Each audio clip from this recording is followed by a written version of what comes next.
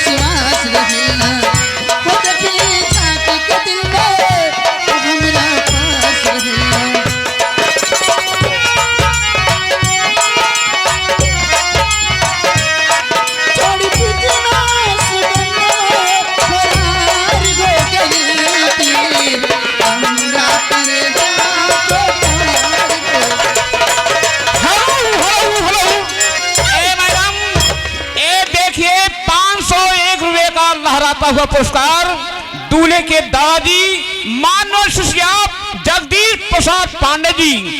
मानव शिष्याप जगदीश प्रसाद पांडे जी दूल्हे के दादाजी हैं। 501 रुपए का लहराता पुरस्कार मैं पांडे जी से आशीर्वाद की कामना करता हूं। साथ में आ गए हैं मानव शिष्याप बड़े भैया रवि सिंह, आज आप घर से चल कर आए हैं। भैया की तरफ से 101 का पुरस्कार और भैया को पार्टी की तरफ से बारंबार नमस्कार। आपका फरमान क्या मैडम? आइए मेरी तरफ से जगदीश भैया को मैं लाख लाख शुक्रिया करती हूँ, लेकिन कहना है मां साहब हो बलमा कदर न जाने बाली रे उमरिया बलमा कदर न जाने बाली रे उमरिया।